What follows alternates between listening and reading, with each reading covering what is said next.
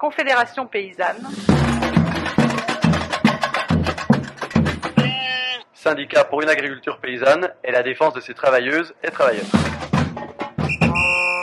Dans les années 80, la Confédération paysanne a identifié 6 items caractérisés par les 6 pétales de la marguerite et qui sont les fondements de notre syndicat. Commencer par la répartition surtout du foncier. Quand je suis arrivée ici, la Confédération paysanne m'a aidée aussi dans mon parcours à l'installation et surtout à conclure pour trouver mon foncier. Ce que nous, on défend à la Confédération paysanne, c'est des fermes déjà plus petites. On le dit régulièrement, 3 petites fermes va mieux qu'une grande, mais 5 ou 6, ça serait aussi bien. Par exemple, moi, je travaille sur 2 hectares. Bon, après, on fait de la récolte en nature, mais on a été jusqu'à 5 ou 6 à travailler dessus. Donc on a une plutôt petite surface, on n'a pas de tracteur, on a un bon motoculteur.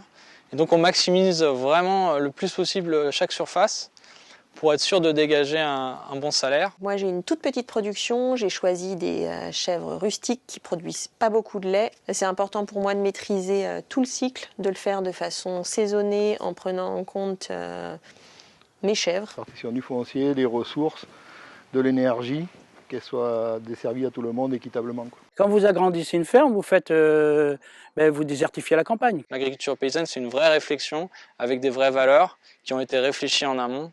Et moi, c'est ce que j'ai envie de défendre. L'intérêt du syndicalisme, c'est que tout seul, on n'est pas grand-chose.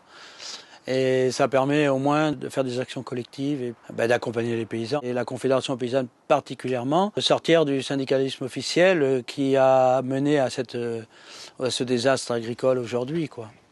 C'est-à-dire qu'il y a eu de la cogestion, y compris ministère et syndicats, et on est dans le mur maintenant, mais de la faute à qui ? On représente un autre syndicat avec d'autres solutions et certainement beaucoup plus efficaces et plus humaines. Voter, moi je trouve que c'est important tout le temps, quelles que soient les élections, parce qu'il faut donner sa voix.